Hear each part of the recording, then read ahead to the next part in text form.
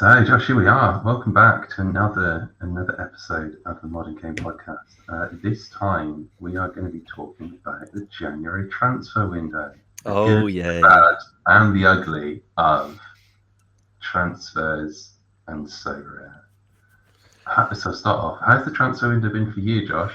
Is I there a asked this with some reluctance, knowing that Southampton have basically caused you some pain. is there a good? I'm struggling to see a good. There's just a bad and an ugly, isn't there? Hey, I jumped on the Alex Valera train out of Saudi Arabia pretty quick. I think that was good. But other than that, it's mostly bad and ugly, I will admit.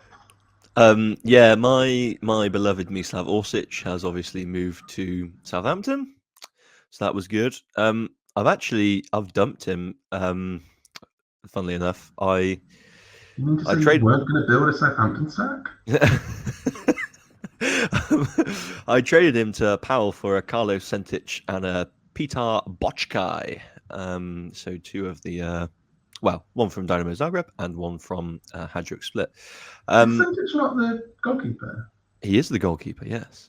I didn't. I will also say this was not just Mislav Orsic for both. Okay, I was about to say, I was like trying to add that up in my mind. I was like, how much did Pavel give you for Orsic, man? Like, the guy missed the news, or is he really high on Southampton? Well, hang on, let me have a look at this. Where's my trade? So it was a Taylor Booth that I won, right? Where are we? So I had a Taylor Booth that I won, and I was like, this guy's nice, but I'm not. It was a tier 2. It was actually a really nice tier 2 reward. But I was like, this guy's nice, but I don't think I'm gonna use him, so I'm gonna ship him on. So I traded him and Mislav Orsic and Davy Klaassen for Carlos Sentic and Peter Bochkai. I think it works out okay for me. It's like Data saying it's like 0.6 versus. Oh, yeah, okay. So it seems like the valuations have slightly flipped in my favor. I think probably because Sentic's price is just wildly low, and People have suddenly yeah, realised he's a starting yeah, goalkeeper. right. I think people have sort of caught on to he's probably going to play next weekend, and are now thinking, oh, that would be a nice cheap option. And they have Siebnik, and Siebnik like just can't score. So yeah, it sort of makes sense. So yeah, valuations have flipped over a little bit. But anyway, that was the trade I did to get out of my Orsic. Other than that, again, around Dynamo Zagreb, I sold my Dominik Livakovic into the third place playoff game week window back when the World Cup was on, because his price went bananas because he was playing for Croatia, obviously, in the third place playoff against Morocco. So I got like 1.4 for him, and then I was like 100% sure, like Orsic him even said in a post-game press conference that Livakovic was like going to be sold basically because of his performance at the World Cup, and that Dynamo had kept hold of him for ages and done really well, but now like, surely he was going to go. So I sold him because I was like, well, I need the Dynamo goalkeeper because I've got every Dynamo Zagreb player on the game, and I bought the backup because they aren't going to buy a goalkeeper mid-season, which is Ivan Neverstich, and paid like over 0.5 for him. He's U23. And Dominik Livakovic just will not be moved. Like he's just not going anywhere. They played a friendly yesterday against the second division side and actually lost 1-0. He played the first half, and then Neverstich played the second half. Every Dynamo player got minutes in that game, so I don't really read too much into the fact that Livakovic didn't play 90. Like, I think the fact that he started the game is like as good an indication as any that he's. They haven't got any offers for him currently, so there's only 17 days to go. So if someone could hurry up and buy him, that'd be brilliant. I don't really understand why Leicester City haven't just bought him. Like, it obviously like high profile GK after his performances in the World Cup. If you ask me, like him or Bono were robbed of goalkeeper of the tournament. I mean, if you look at obviously that they had a lot more to do because they aren't on such dominant teams as like Argentina was with Martinez. So, but like save percentages and penalty kicks saved even were much higher for Livakovic than Martinez. So yeah, it's just that Argentina won the World Cup that Martinez got Golden Glove, which is fair enough. But yeah, so I could really use him moving. Otherwise, he's going to be in goal obviously for Dynamo until he moves, and then I was sort of thinking they would buy a new goalkeeper in the summer. Possibly Iversic from Osijek, but it looks like he might move this window anyway. So yeah, that has sort of been like my main pain of the transfer window. I don't think I've got in on any like good moves. So yeah, I'm sort of just hanging on, and obviously there's been like the Wendell saga, where it was reported that he said he didn't want to continue with Zenit this winter, so he was going to be sold.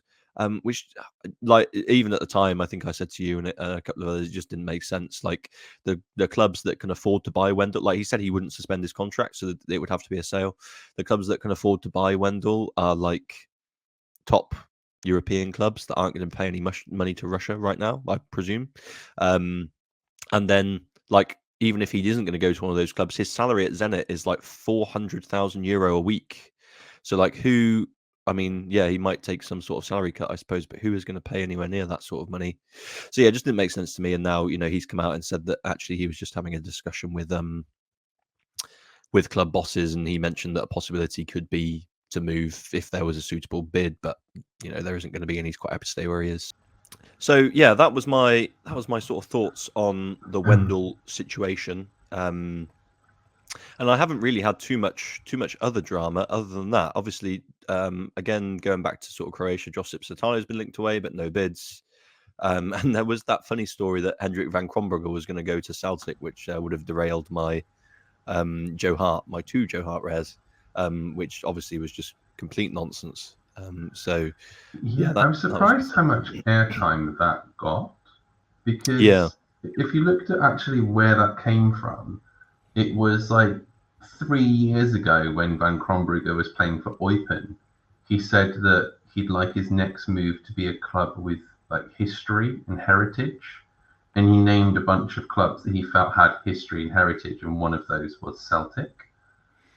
And it got like dragged back up. And then I saw people like commenting about it in the JPL thread, and I'm like, really? Is this what's going to move the market? Because there was actually a little bounce on Van Krombrugge the moment that like he was connected with Celtic, and I'm like, wow, like that has come from really poor source. Like, but it was shared around a few. I think even the Daily Record, like, we're like, oh, Van Krombrugge to Celtic. And I'm like, come on, guys, everybody think about this for 1 second. Does this really make sense?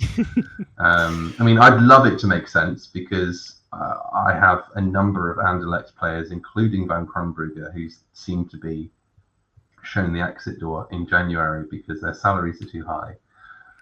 And then suddenly today they buy Andreas Dreyer. So I have no idea what's going on with Anderlecht at the moment. Like, the news last week was they're in real trouble. They've got to get rid of €7 million in salaries to see out the rest of the season, and then suddenly they paid $3.5 million for Dreyer. Unless they somehow think they can flip Dreyer in January, and they've bought out his, and it's like they've taken a loan, bought out his buyout clause, and then they're going to sell him on to someone else. It just doesn't make sense. Like, I think Dreyer's a good fit for them. I think they've lacked a lot of width, and they need some good wingers, because they've been playing the right-footed Amuzu as left winger, and then occasionally Yari Vasharen as right winger, and neither of them are suited to the positions that they have been shoehorned into there. So having a true winger would be good. I see they're also linked to the Ukrainian Tashkinov as well. Right. Isn't he like crazy expensive though? Well, this is what I'm baffled by. It's like one day Anderlecht have no money, the next day they're buying up 20 million transfers. Yeah, exactly. So I'm really confused as to what's going on with Anderlecht. I just hope that Van Krombrugge lands at a covered club, because there was rumors the other day of Slavia Prague, and I was like, oh, that one feels a lot more realistic. So yeah, not really a fan of that one. Other than that, I've not seen many of my players linked to transfer rumors. Although what could happen is, like last season with MLS, there was a lot of rumors of Hani Mukhtar leaving MLS, and I was like, oh, I don't know if I want to take that risk, because he dies if he goes to Germany. Right. I sold him, and he stayed. This season, I saw Kai Wagner linked with like clubs in Germany and Leeds, and I was like, oh, Wagner leaves the MLS, he's also dead. So I sold Wagner, and it seems now like Wagner might be staying at Philadelphia. So the sort of motto of this story is, if you see me selling a German player in the MLS, don't follow suit. Just buy them. Apparently that's a sign that the transfer window, their rumours will not come to fruition.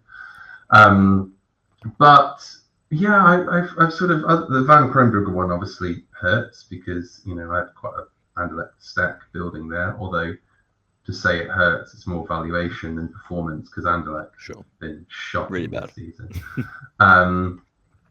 So I don't know. Like, there's not been that many. Like, I've jumped on a few transfer rumours, just ones that I felt would improve my team, and I sort of made some opportunistic buys. So grabbing at Alex Valera super rare the moment that I saw he was breaking his contract in Saudi, thinking the chances of him going back to South America seemed pretty high, and someone had left a super rare dangling on the market at only 2 times the rare, that I was like, oh yeah, have some of that. Other than that, I grabbed Alenman, who moved from Gymnasia to Banfield. I think his price was dragged quite low because there were a lot of rumours of him going to Uruguay, which is an uncovered league. Right. So the moment that he landed in another Argentinian side, I was quite keen to add him there. I've got some solid players in Argentina, but mostly defenders, goalkeeper, forward. I was pretty light in midfield, so I've sort of not just jumped, because you see some Serie managers, they'll sort of jump on any rumour. They're obviously just trying to trade, rumours and news if they can. But I think for me, I've moved on ones where I felt there was a high chance of a decent move, and that player could improve my side. So I think those two are the ones that I was quite happy to grab. I suppose the question as well is, often when looking at trades and around this time of the year, people are always looking at, can I buy the guy that's moving? Or can I sell the guy that's moving if it's an unfavourable transfer? But I think, the often overlooked aspect of that is who replaces them. You talked briefly about Zagreb and the goalkeeper situation, but what does Zagreb's starting 11 look like for that game next week? Who's coming in place of Orsic? Because it's not Klenheiser now, is it? Because he's gone to, is it Olympiacos or Panathinaikos? Panathinaikos, yeah. So I think that's where it becomes quite interesting, particularly when you've got clubs that have, a number of potentially strong under 23 players that are sort of sat in the background. Is, if an established player goes, for me, I'm always thinking, okay, well, who's gonna step up internally? Is there opportunity for someone to step in internally? Yeah, sure. I think the Zagreb situation is quite interesting. I believe it will. Obviously, it's going to be interesting to see what shape Kakic plays to start with. Yesterday, he did up with the 4-4-2 initially, which he's been playing the last couple of league games. And he had Bochkai and who's playing? Oh, Spikic on the wings. So I think the reason I bought a Bochkai is because of Orsic leaving. I think he could play one of the wing positions.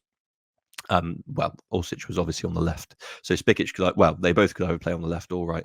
Another player that I think will probably get more game time is Luka Ivanjacek, because of the Orsic leave. So yeah, one of those three is going to benefit, but it's difficult to say which at this stage. And there's been quite, I seem to be quite a few moves in Croatia. I don't know if it's just because I follow the league, but obviously Diondrela Bayo from Osijek has moved to Augsburg, which is a terrible move for him, Serie-wise, obviously. But it does now look like that Ramon Mires is going to be starting forward for them as well. And I think he scored like 20 goals a couple of seasons ago in the HNL. So he was taken over by Bayo, but with his starting spot back, he could be quite influential. And yeah, obviously they've lost Kleinheiser as well. So they've lost they're basically their two best players. Yes, I think that's interesting, isn't it? When you look at a team and whether they're strengthening or weakening, because, you use that example there, like that team's lost the two best players. Like that can have an impact on the SO5 scoring potential of the rest of the team as well, right? Yeah. And also the teams that face them. I imagine their expected goal threat will significantly reduce without those two players. So, that dynamo defensive stack, hopefully without Livakovic, should be looking a little bit stronger in those matchups. Yeah, hopefully. I don't know. I don't feel like there's been too many other moves in like the leagues I've been following closely, which is obviously like most of the Challenger. But yeah, there seems to have been quite a few like early moves or business done quite quickly in Croatia, which I think is quite interesting. But yeah, I think we should maybe do a whole new like pod episode on like teams we can expect to improve or decline post January. So maybe that's one for next week. But especially with like most of the leagues coming back. Most of them obviously are back already, but we've got some more leagues coming back next weekend, and then leagues like Austria and Russia and some other stuff back later in the year. So I think that might be quite an interesting topic. Well, MLS and Korea don't oh yeah, come that and far Argentina's after. back in like 2 weeks, isn't it? I think as well. Yeah, Argentina's back right at the end of January. MLS and Korea are back at the end of February. I assume J League will be. I don't think I've seen confirmed fixtures yet, but J League will be the same around about the 25th, 26th of February. So you think that what 6 weeks away now? Not even that. Will sort of kick off that sort of golden window of competitions and rewards where you've got every league playing at the same time. So I'm looking forward to that, because I think with Challenger, I've got quite a few Anderlecht players. We've also got Morioka, who I'm now desperate, hoping he gets a transfer, because he seems to be out of favour at Charleroi. But I feel like I went into this season with a lot of optimism for my Challenger side, and it's just completely flopped. So I need to have a real rethink as to how do I become competitive again in Challenger, because that's not seen much glory. So keep an eye on the transfer moves, and sort of where I can make make some moves to strengthen my own sides, because I suppose the other one as well, although I've not seen significant transfer rumours for him yet, I think being aware of when your players' contracts expire can be really important.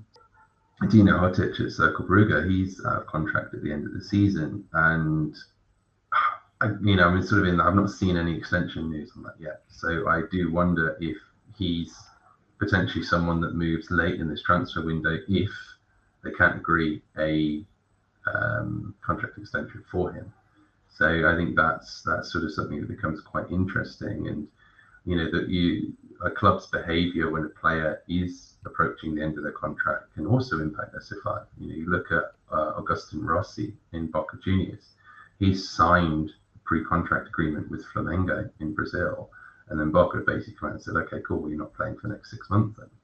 So he was one of the top goalkeepers in America that's now just going to be bench fodder for 6 months. So he's going to be in your training lineups until he goes to Flamengo. So I think that's sort of another aspect to keep a real consideration of when it comes to, you might not have seen any rumors on Twitter, you might not have seen any articles, but you can normally have an idea of, who might be on the move based on their contract statuses.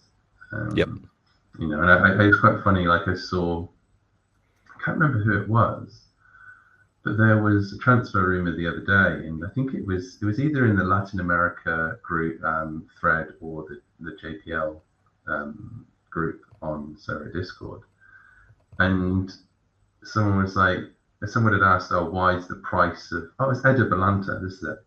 Yes. Why is the price of Eder Balanta rising? I haven't seen any articles, and I'm thinking, damn, friend, if you're waiting for an article, you're going to be at least 24 hours behind the curve in there. Everyone's got their Twitter watch lists set up with various journalists ready to go. So I did think it was interesting, because that was, I suppose, gave an idea of like how some managers approach the transfer window. And I'm just thinking, like, if you're waiting for it to hit BBC Gossip column, or you're waiting for it to have a fully written article about it, then you're going to be always a step or two behind. So, and I find that interesting, like from a Sorare perspective. I know personally, I've my Twitter feed is full of like journalists for key clubs, particularly in South America, because it's this sort of time of season where they're strengthening ahead of the season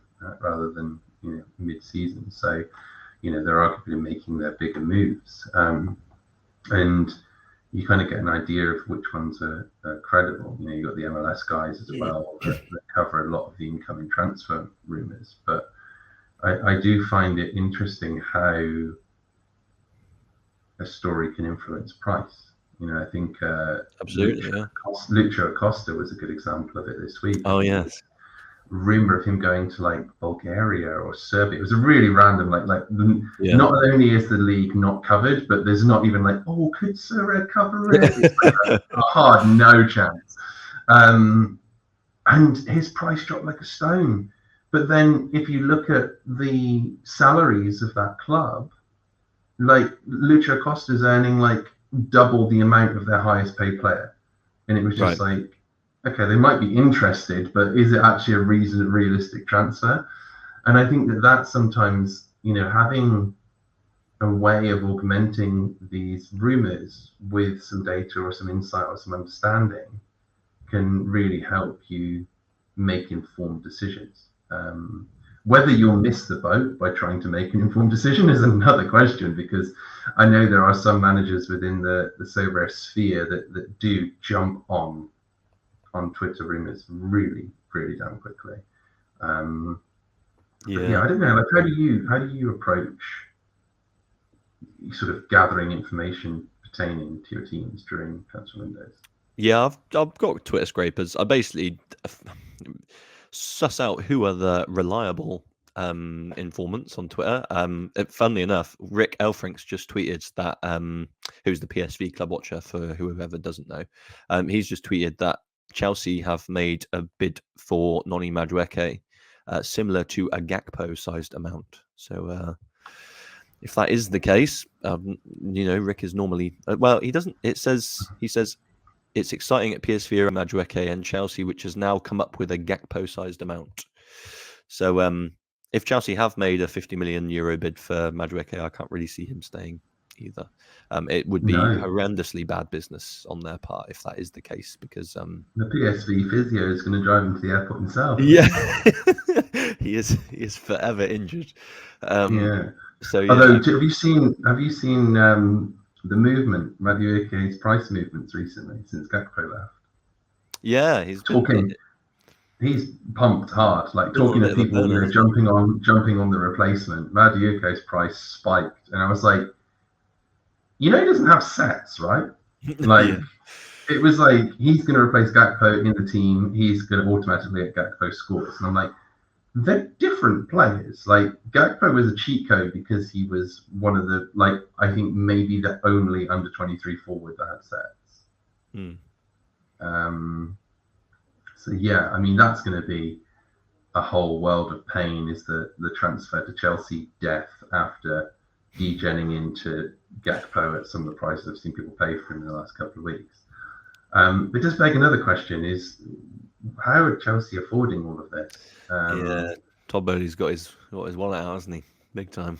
He has, but I guess he's also got, he's got some juicy sponsorship deals coming. Is he gonna sponsor the club himself just to get FPP out of the way, or FFP? Quite possibly, I don't know. But yeah, I suppose I guess the clubs I follow closely, I follow the club watchers on Twitter and set alerts up, and then obviously when they tweet, it sort of hits my phone. Obviously, the biggest one for me is like Mike Verwich at Ajax, who is very reliable and normally gets the first scoop on stuff. I do genuinely think it is the best way to approach transfer news. You can see a lot of these, like wishy-washy articles that pop up. Like the HVC to Celtic one, which quite quite clearly have no truth to them. But or I say that, I don't know, I'm maybe assuming, but they're not maybe as reliable as some of the other stories. But yeah, I think the ones these guys tweet out, like I say, Elfric for PSV, Verbiage for Ajax, and then some of the big. Again, I'm sort of just talking from personal experience, but I'm sure there's similar people for your bigger clubs, Real Madrid or Liverpool or whatever. And like Ornstein for the Premier League, if he tweets something, then you can pretty much guarantee there's some substance to it. So yeah, I think that is the best way. You've got an interested, you've got a player that could potentially be moving. Find the club watcher, the spokesperson, the journalist, which is most reliable historically, and follow their Twitter and put your alerts on, so if they do tweet something of note. Yeah, absolutely. I think that's what I do. I do as well, and also set up some alerts for some player names as well. That can always be useful, particularly when it comes to your own player. But then I think it's about digesting the quality of that rumor. Because I think I saw the HVC to Celtic one, and I was like, clickbait article, rather than there's substance to this. And I think that's important. If you get someone linked to Turkey and you've got a player name scraper on, yeah, you're in the world. Yeah, I was going to say your phone's lighting up. Linked to Galatasaray, Fenerbahce, and Besiktas. You're like, oh, really? No.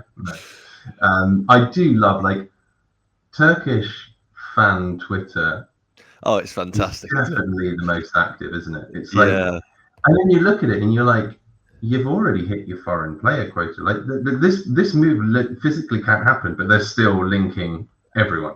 I think that's sort of like something you learn quite quickly is so rare, isn't it? That like the top Turkish clubs will get linked with literally everyone.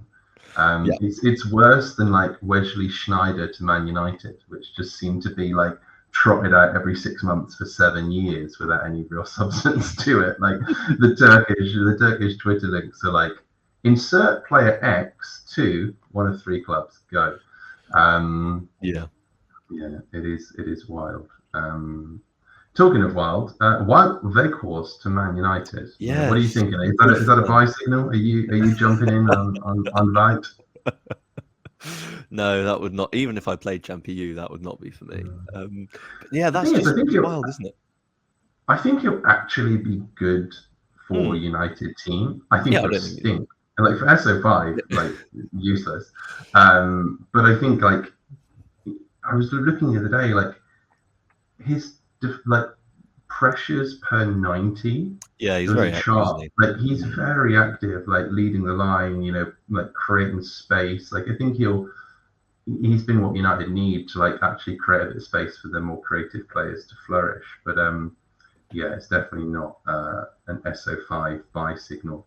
And also rarely is a challenger player going to a champion Europe side, is it? To be honest. Hardly never works, does it? I mean, obviously you do have the exceptions to the rule. I mean, I guess you'd count Luis Diaz as an exception. Yeah. But obviously he's been sidelined by injury. But yeah, it's never as good. Hardly ever as good. I mean, I've said that Luis Diaz is an exception. His scores actually aren't as good as they were at Porto, I don't think. Somewhere between the as good as they were and dead is acceptable for Sarah. Not dead. And I think another thing I wanted to ask you about actually as well is, I think you've already alluded to it at the start actually, is when I get these moves, like when to sell, like on So Rare, because I like almost always religiously sold, like when there was a reliable rumor or a semi-reliable rumor, I'd just like sell the player as high as I possibly could, even if his price was coming down. And then quite a few of these times, like with Satalo in the summer, I had to buy him back. And then like with Livakovic now, I may well buy him back. And I think sometimes I might just be better off just holding. And then if the move happens, it happens. That's a bit of a shitter, but at least like, yeah, I'm not really sure. Like, is it worth just like selling on the rumor, and then if they stay, obviously I want the card back, or is it like, should I just wait until they're sold? Like I sort of did with Orsic. Like I maybe could have got like 0.3 value with Orsic, but I was sort of hoping the fall through to Southampton would, like the transfer to Southampton would fall through, and then obviously it went through, and he's gone now. It's like 0.15 or whatever it is now. So yeah, I'm interested to get your thoughts on that, because I think I've sort of almost semi-religiously sold on the rumor, and then now have like recently started holding on, like, sort of hoping that things will fall through, or that he would get into a better situation. But yeah, I'm interested to hear what you think on that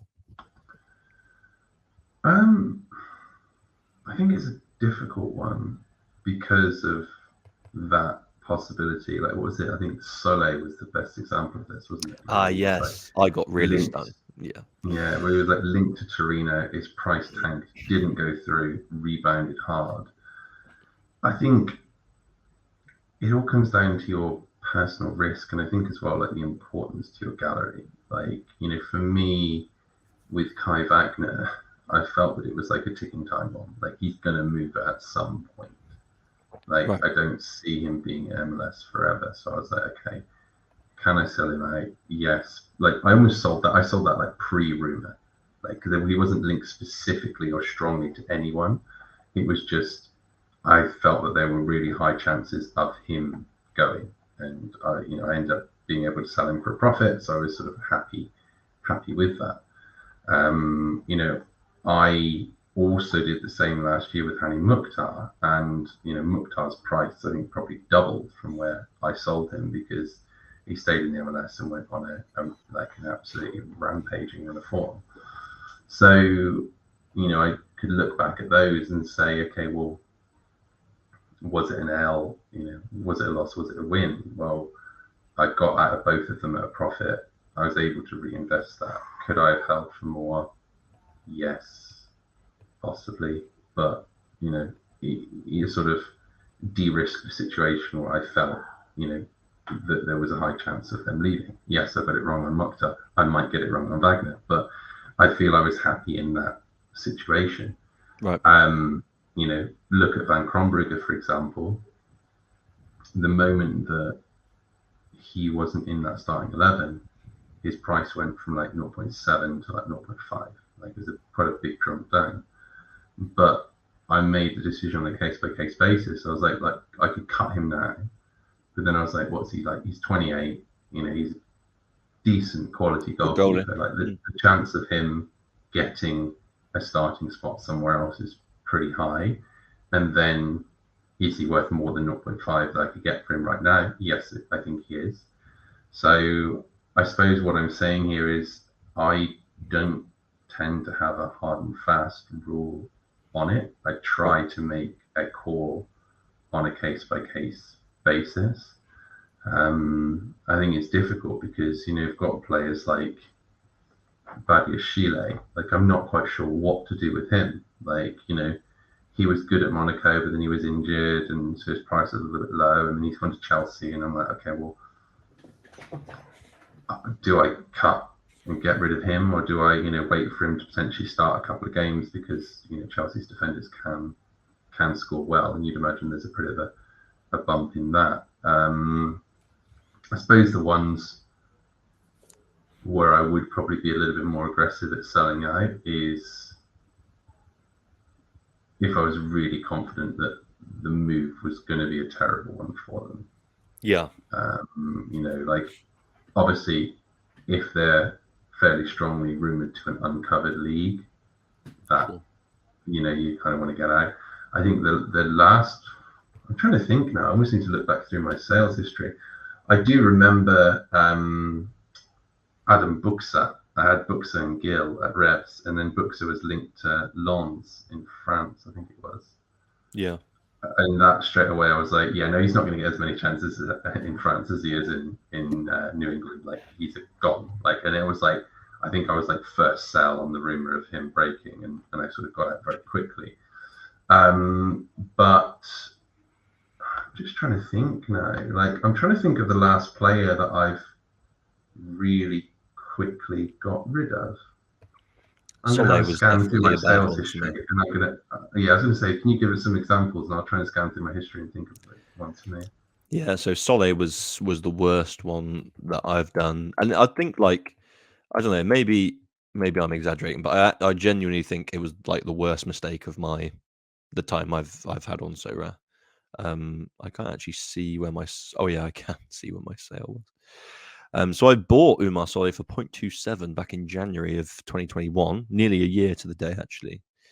And then I sold him on the 28th of June for 0.52. So yeah, made a nice profit. On the 21st of June, so a week before, he auctioned for 1.025. So that's how hard the rumor hit Soleil. And then by the 30th of July, so a month later, he was back up at 1.26 when he didn't move. So yeah, that's easily been my worst one. Was the Soleil one. Shatalo was similar, I think, though not as bad. Did I sell him? Wow, I first bought him off Saatchi for 1.4 ETH back when ETH was expensive. Maybe I didn't sell him. I was sure I did, and I bought him back. Let me have a look. So yeah, so I bought him in.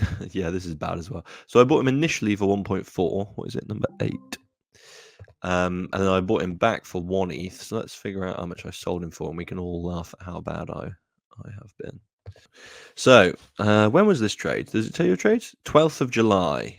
I got 2.55 for 30 Droif Super Rare, Mohamed Kudus Rare, Maxi Hoffman Super Rare, and Josip Shatalo Rare. So actually looking back, that is not bad because Droif is like a useless card now. So is Maxi Hoffman, and Hudus is like probably 0.5-ish. And yeah, I got 2.5 for those 4. So yeah, that was pretty good. But then but then I bought Satalo back for an ETH. So yeah, again, not the optimum way to play things, I guess.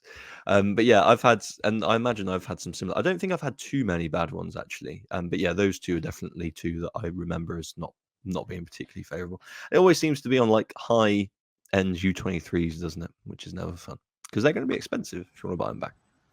Or goalkeepers. I've just remembered one that we both got done by, and it wasn't a transfer for him, it was a transfer for someone else. Davey bloody Rafe.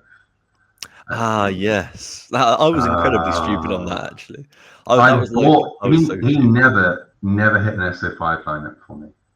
I Really? bought Yeah. Davey Rafe. Yeah. It got to like, I think it was like, what were we, like a week out from the end of the transfer window? And I was Yeah. thinking like, okay, brilliant. Like Davey Rafe, he's got European games again. Like he's probably a bit undervalued as a goalkeeper. He's really solid. And I want to go and grab him. Grabbed him. I think like 2 days later, rumors of Ghent Paul signing Nardi. Nardi surfaced. Thankfully for me, Ghent didn't put Nardi in straight away, and it kind of propped up Rope's price a little bit, and I managed to paddle him at I'll be honest, not as much as I paid for him, but like I got out without like taking a big hit. And then I went and bought Nardi. So that we don't want to look back at that trade because that I burnt a fair amount of ETH in that little exchange. But I think that's where I've been quite decisive. Is almost like I didn't necessarily act on the rumor. It was more okay. The confirmed information now. I'll go. But the rumor I did act on was Rafa Holzhauser. I managed to sell him out 10 days ago when Oh, well done. I did quite enjoy it because like someone in my patron Discord was like, oh wow, Rafa Holzhauser to the German division, and I was like, not the German second division, and they're like, what do you mean? He's in the second division. I'm like, nope, 1860 Munich are in the third division. And it just the reaction of like, oh. And it was, there's a few guys in the group that were like celebrating Holzhausen moving. And I'm like, no, we don't want to be happy about this one. And it's also as well as like 1816 Munich are like mid-table German third division. It's like for them to get promoted, there's a real lot of work on to get into a covered Sorare league. So yeah, I did move out fairly quickly on him, but to be fair, his price was in the gutter anyway. He hadn't been playing for Leuven, so he's one of those ones like I won him at the start of the season where he was worth like maybe 0.2 ETH, and I was thinking Right. like, oh, you know, Holzhauser was good at be a shot. Like, just wait a while, he'll be worth like 0.3, maybe 0.35. Like, he's got that potential in him. I think I ended up selling it for like 0.04. It was just like, okay, he's gone. So yeah, no, I did move fairly decisively on that one, but that was like fairly strong chance of someone going to an uncovered league and being worth like almost nothing. My Rofe trade was so much worse than yours, by the way. I've just looked it up. So I traded Siebenhandel for Rofe initially. I think I did the same thing than my original trade. Oh, really? Okay, and then so the Rofe news broke and his price tanked, and I powelled him for David Turnbull. So I turned like a 0.7, 0.8 goalkeeper into like a 0.3 midfielder. So yeah, that is an easy way to lose half an ETH. And yeah, always good fun. So mine, I'm just looking now. Mine was to Pavel. It was Davy Rofe rare, Sergio Gomez rare. That was another one that I got absolutely slapped on because I waited right until the end of the transfer window and I was like, cool, he's locked in, he's staying at Anderlecht, and then 2 days later, Boom. Man City like, oh, we're going to have him as a reserve, and I'm like, no. So yeah, it was Rofe, Sergio Gomez, and Gregory Wuthrich. That got me Iari for Sharon super fair. Oh wow! Then I gave away a lot of value in that one, but I got out at Rofe before the floor fell in on his price. Yeah, fair play. Yeah, my original trade that I gave Katozi, Seibenhandel, and ETH for Rofe. Yeah, that's not great. This is hilarious. It was literally the next day. So I got Rofe on the 31st, and the news broke on the 1st. And I traded. So Rofe was in my gallery for less than 24 hours. And he went from Katozi to me to Pavel. So I basically gave up Seibenhandel, 0.3 ETH, Gomez, and Wuthrich for Yari Fasharin Super Rare. Not one of my best trades. But at least Fasharin has some use. Yeah. That's not a good sandwich to be in, is it? On a trade in between Katoze and Pavel. You're getting done both ends there. Definitely. Absolutely not. But I was looking back the other day. I've managed to mine some gold from Pavel over the years. Yeah, I was actually thinking the same.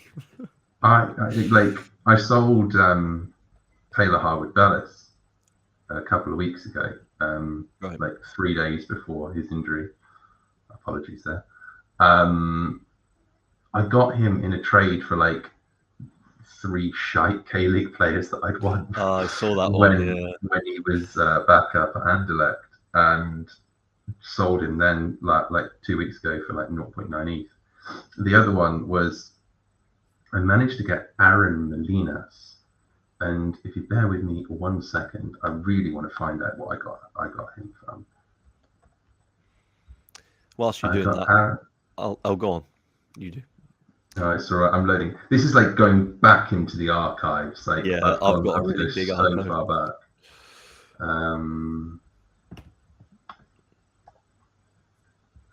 Hang on. There we go. Right. So Molina's going out. Oh, here we go. Look at this.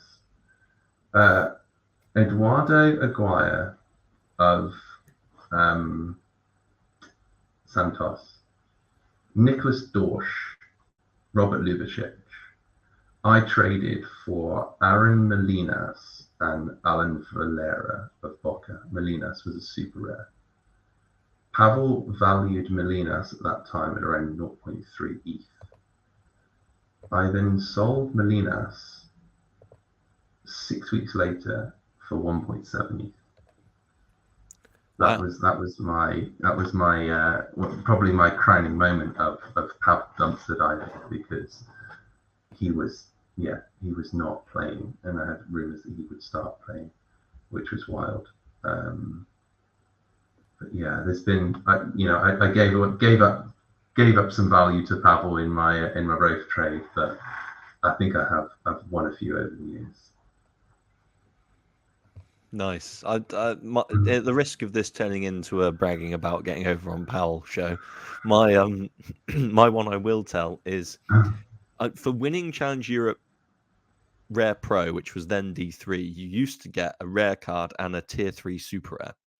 So I won. Oh crikey, when this would have been game week 200 or something. I don't know, maybe probably even before that, game week 160.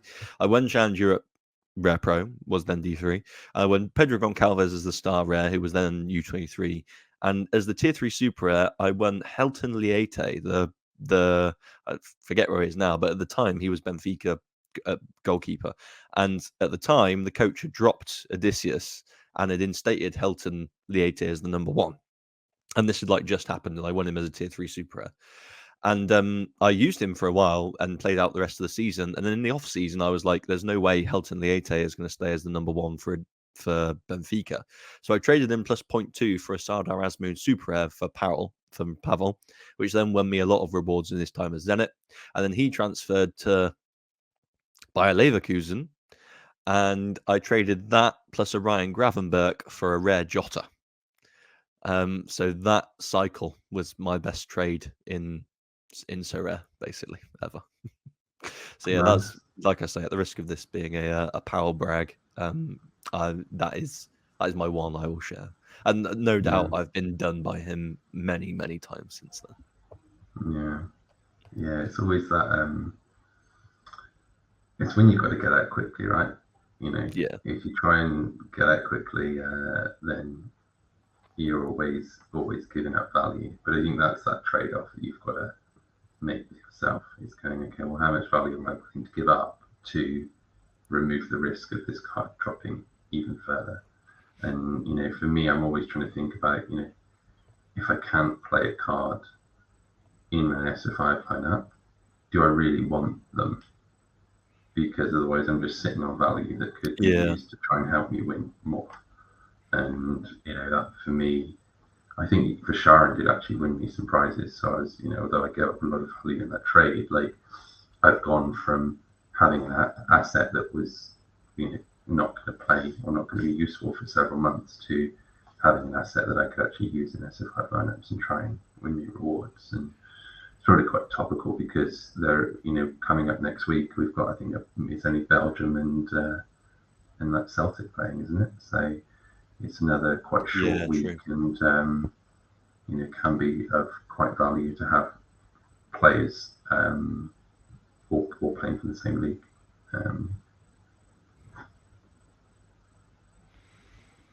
I think you're right.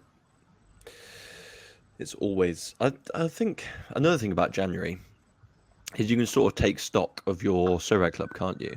And that is one thing that I've been trying to do. And I've been trying to plan out more game weeks, because these last few game weeks I've been having 3 or 4 lineups a week, which is sort of not where I wanted to be. So I've been trying to get a few more keepers in, especially with the whole Ajax Pasveer situation. And I'm wondering if Jay Gorta will get a loan move now. I'm sort of hoping he would. But yeah, we'll see. There don't really seem to be too many destinations that can have a goalkeeper in the Netherlands now on loan. No. I'm actually fully expecting Pasveer not to retire at the end of the season and to move. He's out of contract, so obviously Sherpen will go back to Brighton at the end of his loan to Vitesse, and I am thinking that Pasveer might go back to Vitesse for a season or two. So we'll see. I'll hold mine anyway, and we'll see what happens. Yeah. Talking of players that you would like to see get a transfer, who in your gallery are you hoping would be revived from a January transfer? Ooh, this is a good question. Let me bring my gallery up. One has already been revived, actually. Emre Diliver has moved from Dynamo Zagreb to Rijeka in the Croatian division. I mean, he's a very low-budget defender, but he is never going to play for Dynamo Zagreb and will be like a key defender for Rijeka. So at least he has some utility. I mean, if people are stuck, he's like 50 quid for a rare. He's going to start 100% of the games he's fit. So if you're doing a cheap defender, and also, when does Croatia come back? Next week. Okay. I was sort of thinking about the capped game because it's L15 is 0, but obviously they're going to be back too soon. Players I would like to start like the first week of Feb, right? Because I was hoping that I'd be able to use a lot of my Argentine players in cap to week 1, and it turns out it's coming 1 week later. Yeah, that's no good, is it? One of them was going to be Daley Blind, but obviously he's moved to Bayern Munich. Which I have still held. I will sell at some point. And my sort of thought process around that is that there's going to come a point where he's going to get like 3 or 4 games due to like injury or what have you, where he's going to play. And if that is the case, then his value is going to go up because people want him in that Bayern team for those short weeks. The player I do need to get a move is Artem Zuba, funnily enough. I have a rare and a super rare. He's currently without club after terminating his contract with Adana Demirspor. He's been linked to like every club in Russia and doesn't seem to be able to agree a contract, probably because he wants too much money. So if he could just settle on a team and move somewhere, then that would be fantastic. I would get some good utility back. And to be honest, even on like a bad RPL team, I'd expect him to be serviceable if he starts games. Like if he moved to one of the bad, the latest one was Paris Nizhny Novgorod, which was rumored. Like that would be absolutely fine. Like he would be like the star player for them. And I would imagine second half of the season he'd easily get into double figures for goals against some of the teams in the RPL. So yeah, anywhere he could move to in the RPL, I'd be very happy with that. Nice. For me, it is Etienne Green, because he needs to get out of the car crash that is Saint Etienne. And also, I did buy Eden Hazard for the World Cup, so it'd be quite nice for him to go somewhere. So he has been loosely linked with MLS and the standard collection of Turkish clubs. So hopefully, I wouldn't mind Hazard in the MLS. I still think he's got something to offer at that level. So we shall wait and see. But otherwise, I think I'm all right. I don't think there's that many that I've got that could benefit from a transfer or otherwise. So hopefully I can see out the remaining 2 weeks of the transfer window without getting a sucker punch of a solid player going somewhere that is less favourable. Well, fingers crossed, mate. Fingers crossed. Fingers crossed. Excellent. Well, I think there we go. I think we've come to the conclusion of our January transfer window. If you do know Pavel, don't tell him not to listen, because we do still trade with him occasionally. Absolutely. But yeah, thank you very much for tuning in, and see you all next time. Cheers, mate.